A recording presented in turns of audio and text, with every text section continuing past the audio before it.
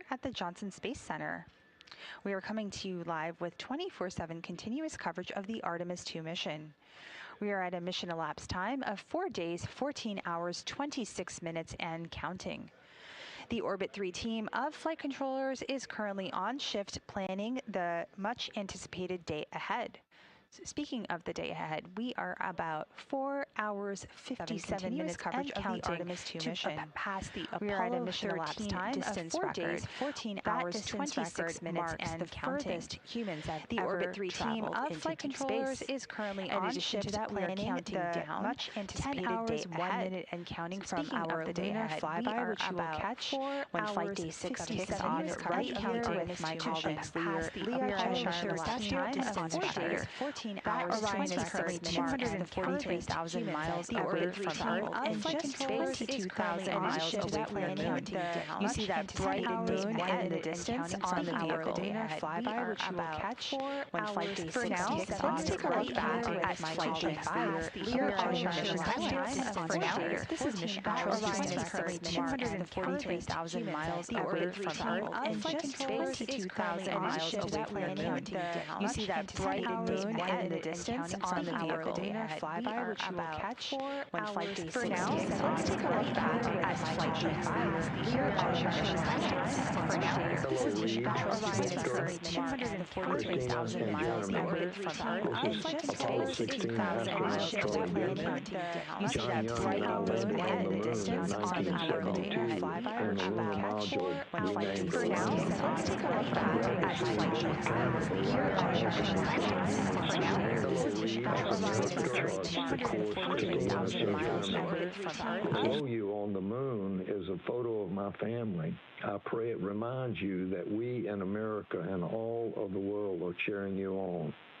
Thanks to you and the whole team on the ground for building on our Apollo legacy with Artemis. Godspeed and safe travels home.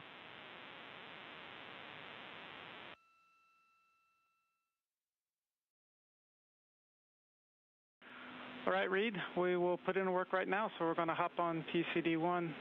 It was great working with all of y'all. I'm handing over here to Jams shortly, and this is my last shift here with y'all, so it's been a great pleasure. Y'all are doing awesome, and can't wait to see y'all back stateside.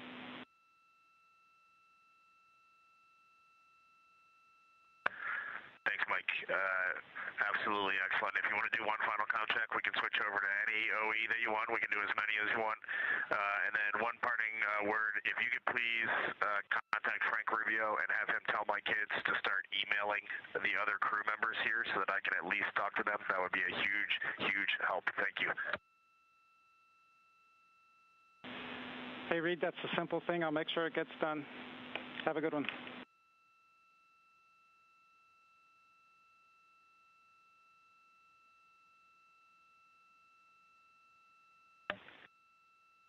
Mike, integrity, comm check. Christine, I got you loud and clear. How about me? Yeah, buddy, we have you the same. It's been great working with you. Thank you for all the help and support. For sure. Y'all have been amazing. I've loved every minute of it.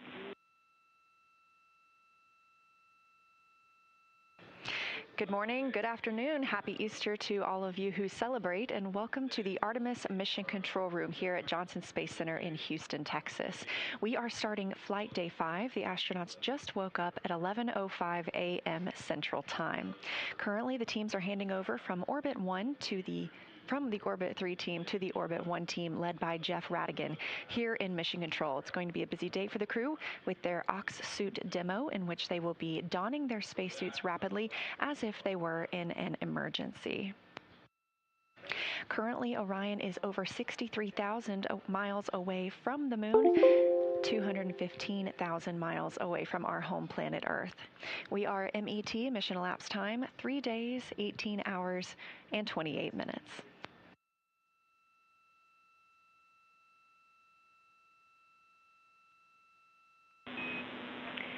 Integrity crew, we are rolling Orion by 20 degrees to improve optical comm.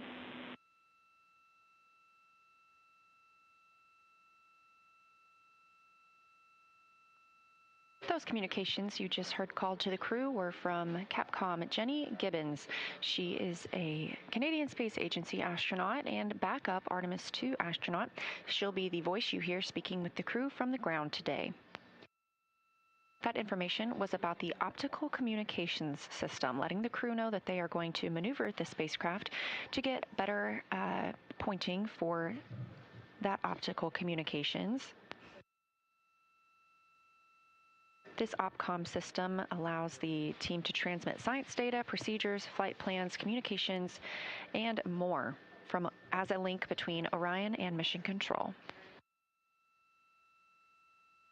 These are laser communications, so they use infrared light rather than traditional radio waves, and that allows more data to be sent. You are welcome to come on board.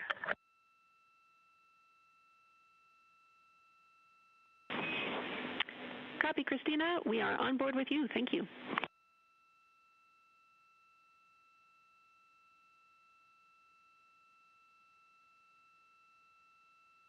You're looking at a live view inside the Orion spacecraft, now just 61,919 miles away from the moon, the destination of this flight and where they will arrive for the flyby tomorrow.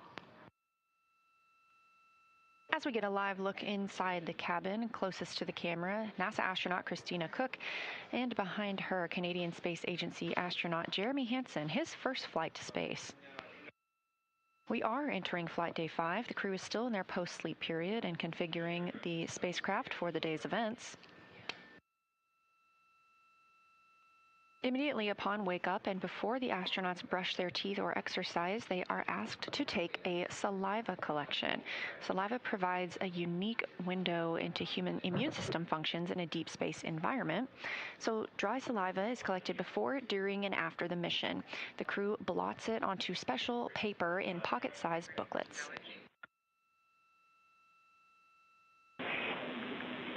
Go ahead.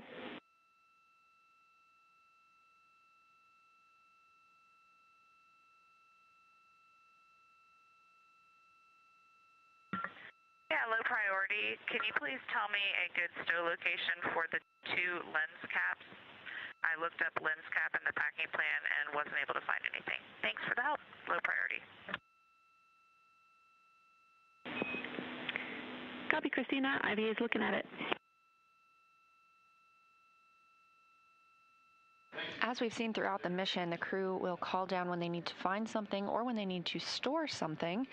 Everything aboard the spacecraft is tracked so it can be easily accessible or easily stowed and found later.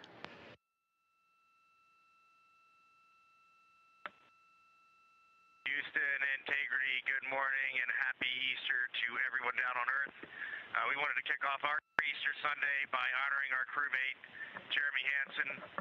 We have a long-standing tradition in the astronaut office of the traditional astronaut pin, and when you fly in space, you change from silver to gold, and so we figured today was a perfect day to honor our friend, Canadian astronaut Jeremy Hansen, with his flown astro pin.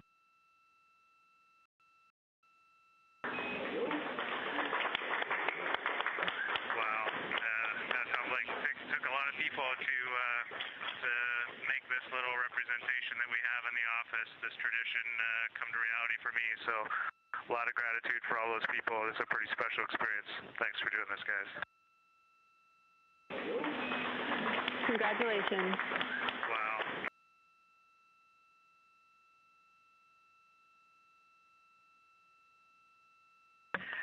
Well deserved. It's an honor to fly with you, Jeremy, and to be here when you get your gold astronaut wings. We wanted to take a minute to commemorate the holiday that we have. This time of year is something that many religions and many cultures hold dear. It's a time of emotions such as joy, as well as solemnness, honoring what's going on both in our world and in our religious beliefs. Another aspect of that is our family traditions, and I know for me, if I was on the Earth right now, I would be with my family in Houston, the Monte Rosas, and we would be hiding confetti eggs in the backyard and watching 2 very sweet little girls go try to find them. So to commemorate that on board, we did hide a few eggs around the cabin. They were the dehydrated scrambled egg variety, but we're all pretty happy with them. That's wonderful. We'll keep an eye out. Yes, first I wanted to just say happy birthday to my father, Victor Glover Sr., and happy Easter to everyone down there on Earth. And with that, I will pass it off to Jeremy. Thanks, Victor. Happy Easter, everyone. We're talking up here as a crew, and we did want to send a special Easter message on this day. And, no matter your faith or religion, for me, the teachings of Jesus were always a very simple truth of love, universal love. Love yourself and love others. And something for us being up here and looking back at all of you through one tiny window is that just resonates 100% true. And our goal as humanity should be to just follow in that example. There were many examples in the past, but that's one example of love that we can just all follow in those footsteps, and it'll serve us well.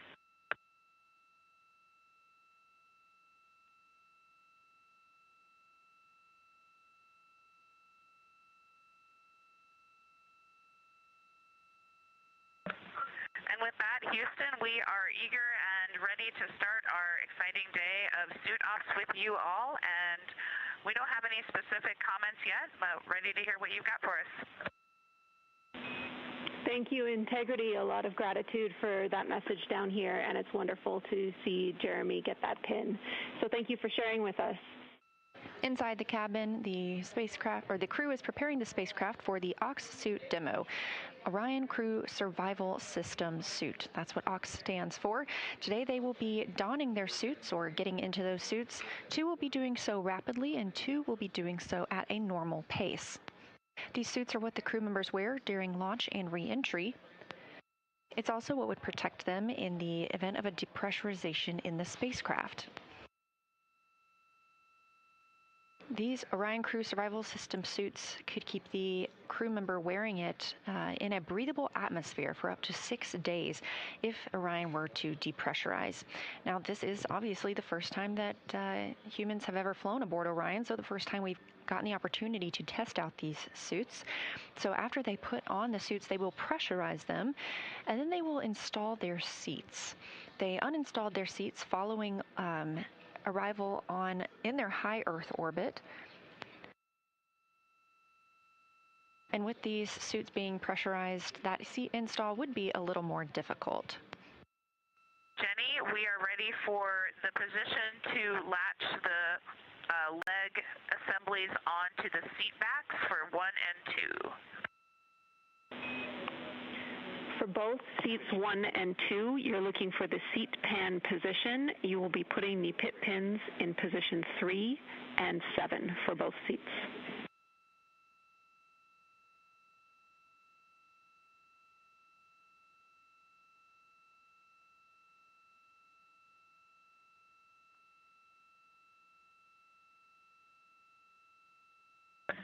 Jams, we are nearing the time of having y'all go off board so that we can get into our suits.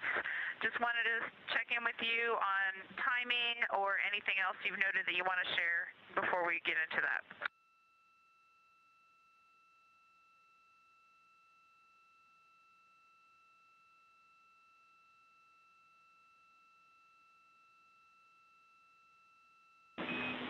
Thanks for letting us know, Christina. That syncs with everything that we've been tracking.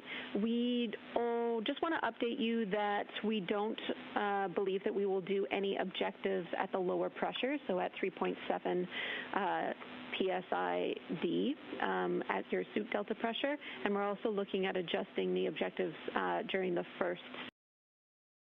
And in the meantime, you're a go to continue.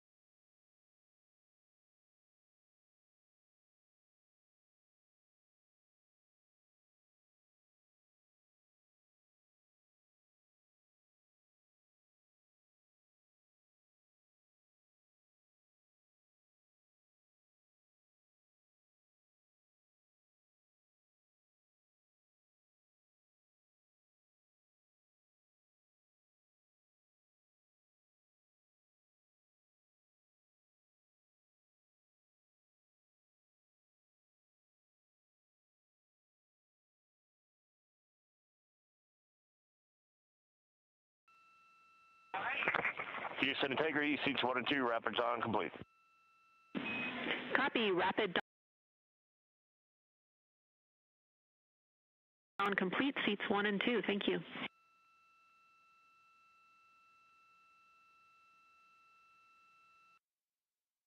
As part of this test, we have vented some of the cabin pressure overboard. It is now 11.0 psi inside the cabin. Again, today we are conducting a demonstration of these crew survival system suits. Now that the suits are pressurized, it can be more difficult for the astronauts to maneuver about the cabin. They are obviously also connected to umbilicals, which make another hurdle into moving around the spacecraft. The crew will soon be moving into their midday meal period. And then later this afternoon, having the OTC-3 burn, that's outbound trajectory correction 3. We did cancel OTCs 1 and 2. These small outbound trajectory correction burns help keep us on the proper trajectory for our lunar flyby and our return to Earth. Integrity, we have you the same. We need to get the cabin pressure control to maintenance. This will perform a cabin O2 introduction. Again, we are working on getting the crew audio back into the broadcast, but you heard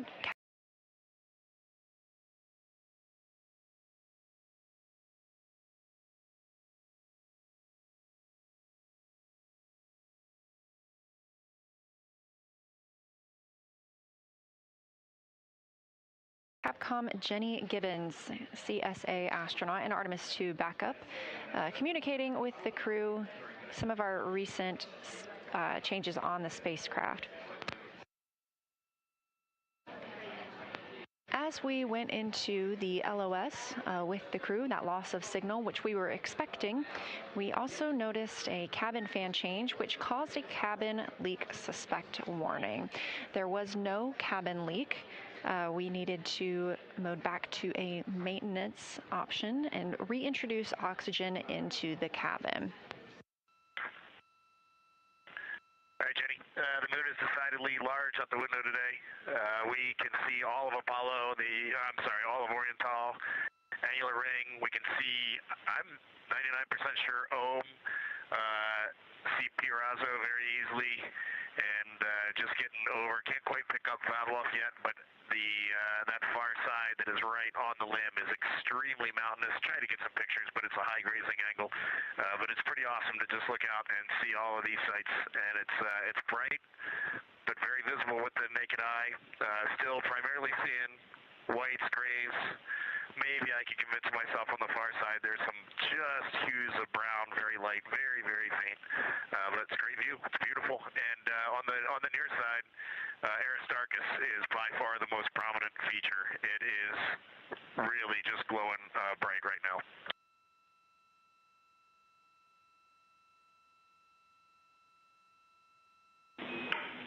That's beautiful, Reed. Thanks for bringing us all up there with you.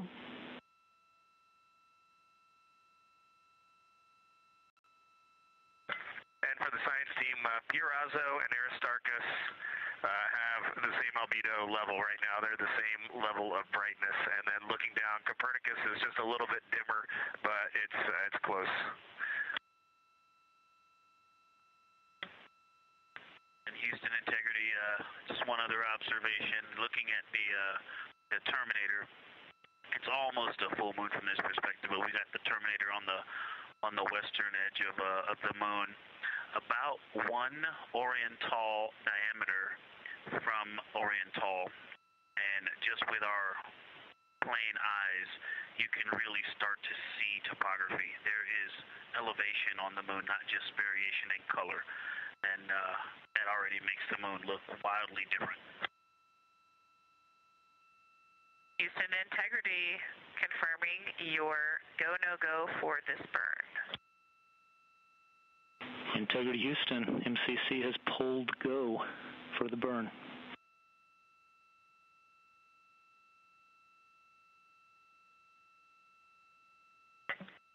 Integrity copies. This is Artemis Mission Control in Houston, Texas. We just heard confirmation there that the team here in Mission Control has pulled go for the upcoming outbound trajectory correction burn 3. This burn expected to take place in about 26 minutes from now, and it will be an approximately 19-second burn using the auxiliary engines on the Orion spacecraft. There were previously 2 other outbound trajectory correction burns on flight days 3 and 4 that ended up being canceled as it was determined they were no longer needed due to the accuracy of the translunar injection burn on flight day 2. However, the team decided to go ahead and execute this outbound trajectory correction burn 3 today on flight day 5 to ensure an accurate trajectory as the spacecraft begins to make its way around the moon and back to Earth to minimize further larger trajectory corrections that may be needed on the return journey. Integrity Houston, maneuver to burn attitude starting in about 3 minutes. Integrity Houston, we're in burn attitude.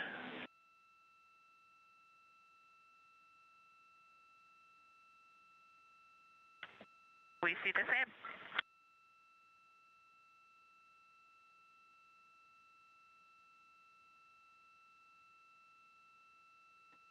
This is Artemis Mission Control in Houston, Texas. We just heard that confirmation called up to the crew on board the Orion spacecraft that the spacecraft has maneuvered to the correct burn.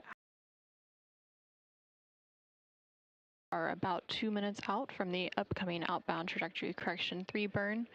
That burn is expected to last about 19 seconds, taking place around 10:03 p.m. Central, 11:03 p.m. Eastern Time. This burn will fine-tune the trajectory of the Orion spacecraft to ensure it stays on target for its journey around the moon and back. This is Artemis Mission Control. We are about 30 seconds away from the time of ignition for the outbound trajectory correction burn. That is when the auxiliary thrusters on the Orion spacecraft service module will begin firing to complete the outbound trajectory correction burn and fine-tune its trajectory.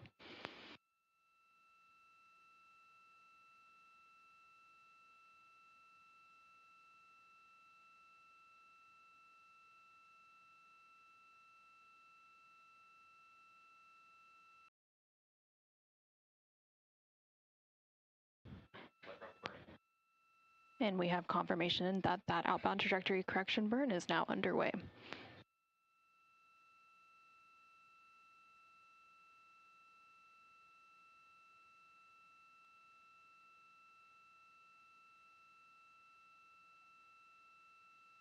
And we now have confirmation that that burn has completed. Again, that was an approximately 19-second burn using the auxiliary thrusters on the Orion spacecraft service module.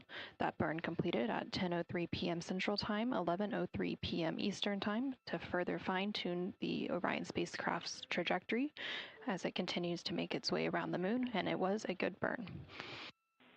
Integrity Houston, good burn. We are assessing the details.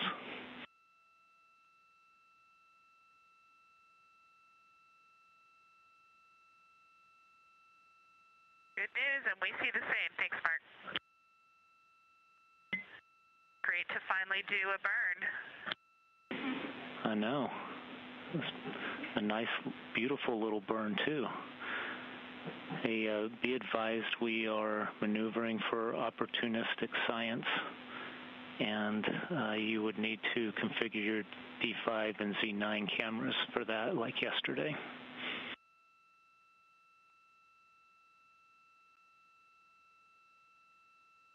We are tracking and looking forward to it very much. We had a gorgeous view of a very big moon right out of window 2 during that burn. Well, right before the burn, before we maneuvered. It was awesome.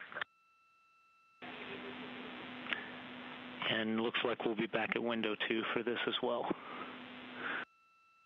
This is Artemis Mission Control. About 7 minutes ago, the Orion spacecraft executed the outbound trajectory correction 3 burn to fine-tune the trajectory of the Orion spacecraft as it continues to make its way around the moon, with that lunar flyby planned for tomorrow on flight day 6.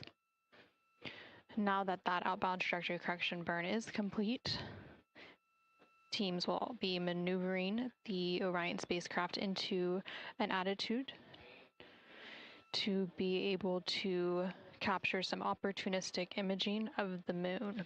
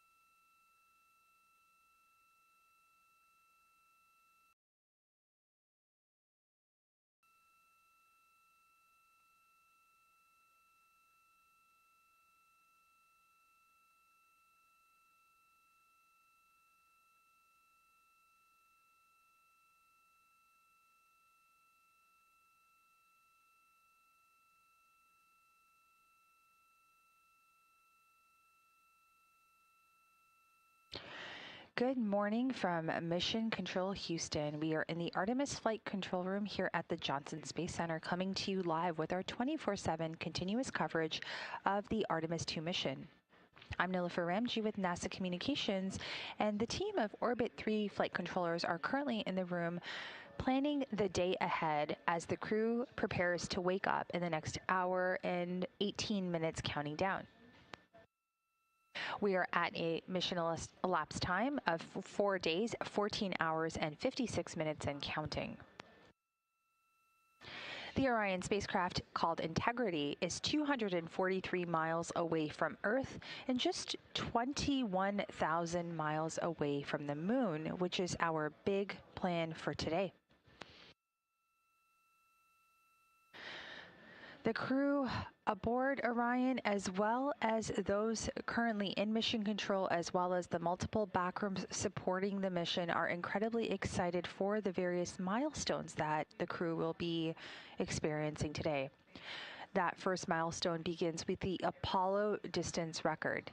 The Apollo distance record signifies the furthest humans have ever traveled away from Earth. That distance record is coming up in about 4 hours, 26 minutes and counting.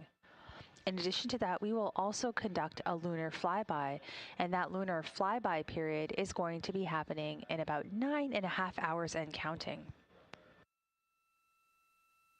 The lunar observations for this mission are from a higher vantage point that are a little bit farther than Apollo's lunar orbits.